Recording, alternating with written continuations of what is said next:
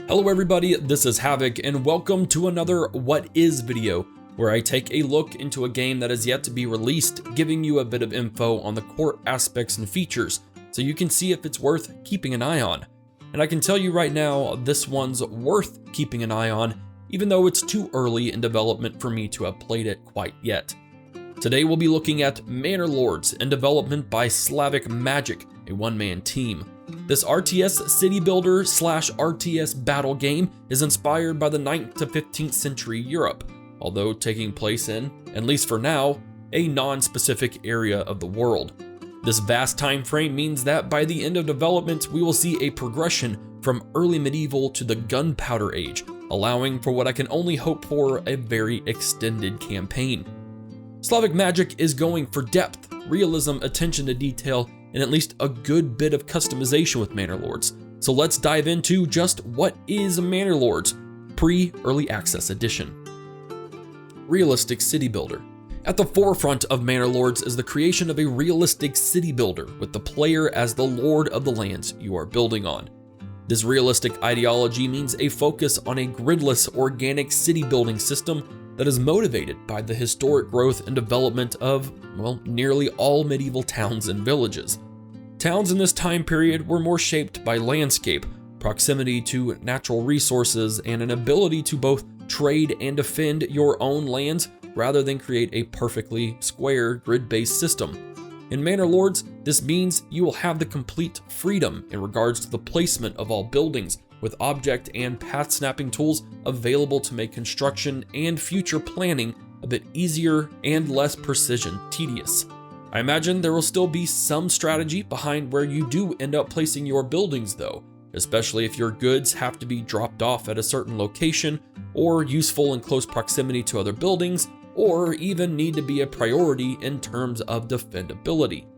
This organic style of city building extends to every aspect of your world. And while this is a small detail in the grand scope of the game as a whole, being able to determine the borders of your farming fields or other point-based construction, having them conform to the pathing of roads and buildings around it, is something I've personally desired to see in RTS games, and, at least to me, really plays to the realistic and gridless style the game is going for. It's not all sunshine and roses with Manor Lords though, and playing to the realistic world building, there will be seasons, weather, disease, and famine. Your people can starve, will most certainly get sick, and even die to all the things just mentioned, not counting war, as we'll get to later in this video. Your management as lord of your lands will be the determining factor to the success or failure of your people, and its realism already appears to be creating quite the immersive experience. Region-based expansion and development. While it's currently unknown as to how large a single village can get this early in development, from the latest gameplay video, we know that the game is region-based, with each region only having access to certain resources.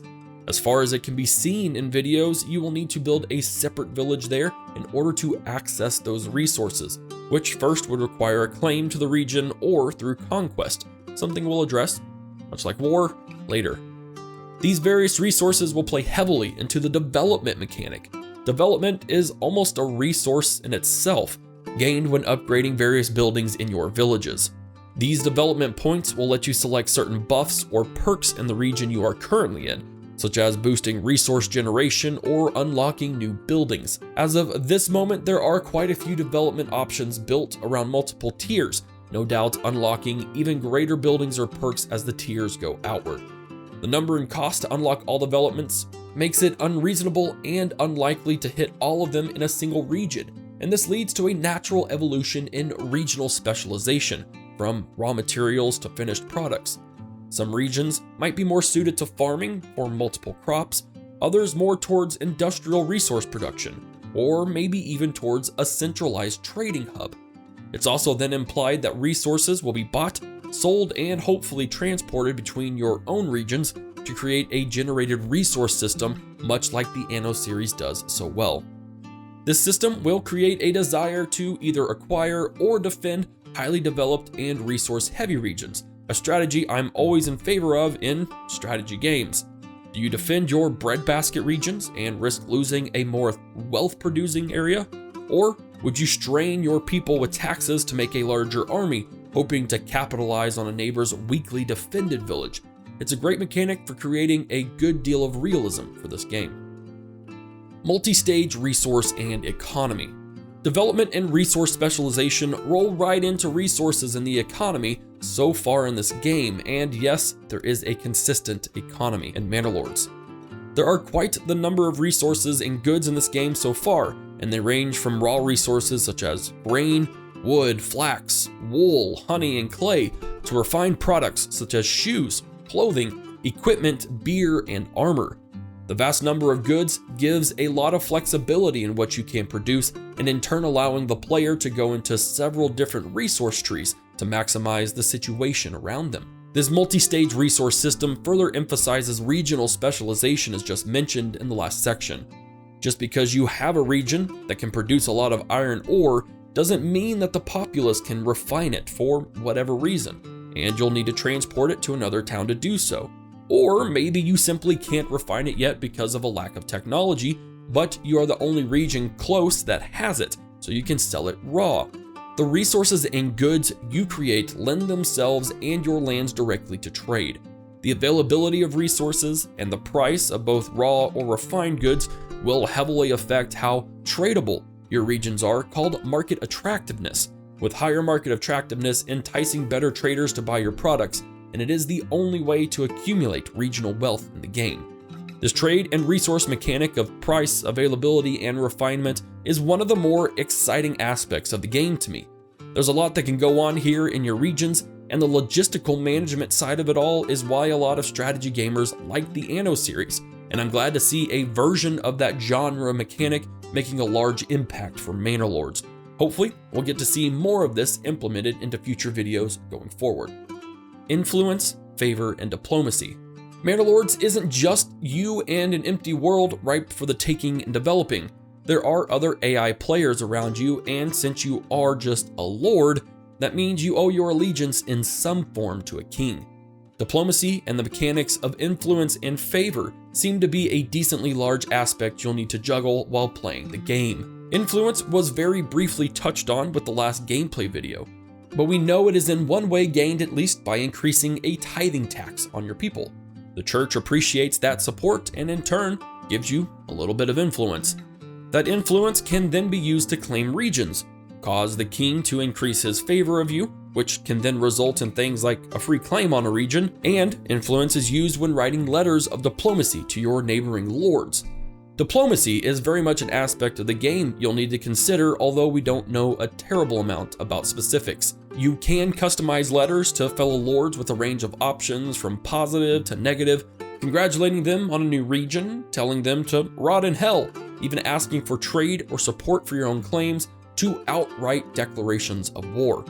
It will be interesting to see the development of diplomacy, and I hope it will remain a very influential part of the game. How many lords around you has yet to be determined, and a depth in diplomacy into areas of vassals and alliances would be a very welcome addition if it's not already implemented. Total War style battles. While Total War doesn't lay claim to being the only real-time battle franchise, it does have some of the largest in the genre, albeit it has trended towards a more arcadey style focus. Manor Lords isn't claiming massive battles on the scale of Total War. It is, however, aiming for an in-depth, large-scale battle system that isn't just about throwing two armies at each other until one side runs out of men. With multiple classes of soldiers from peasant militia to mercenaries and more refined lord's retinue, you have options to create your own custom army. Militias will be larger, but will hit your economy as they are using the actual men of your village, not some arbitrary number of people. Mercenaries are expensive but won't hit your population. And your lord's retinue are smaller in number but pack a much heavier punch compared to those peasant militia. Not only that, but the factors of the historical battlefield come into play, with weather, equipment type, formations, morale, flanking, and fatigue all contributing to the progression of your battles. In true strategic form, the management and tactics of your own playstyle will have a heavy influence on how effective your armies are, and if you play your cards right, a smaller army could win over a larger one. Battles are already looking great, with loads of customization, ways to refine and train your armies, and the overall troop movement and feel of battles. I have no doubts that this area will get loads of attention, and it already has the attention of about every Total War player I'm friends with. You have our support, Slavic Magic, all the way. Manor Lords is barely 2 months out in the public, and it's already rocking the strategy genre with its features. If you want to support the development of the game, Slavic Magic has a Patreon set up as well as a Discord server you can join so you can give feedback and mingle with other Manor Lord fans. If this looks like your kind of game, wishlisted on Steam so you can get updates on development. There are no current set dates on an early access release whatsoever, so I'm not even going to speculate on when that might be. I'll just let Slavic Magic do his thing and not put pressure on him. Thanks for watching What is Manor Lords, the pre-early access edition. I hope you got a much better grasp of this fantastic city building RTS game. I will 100% be keeping up with development, so be sure to subscribe to the channel so you'll know when more Manor Lords content drops. If you enjoyed this video, help it get seen by the YouTube algorithm by liking it and commenting down below. This is Havoc, thank you again for watching, and I will see you in the next video.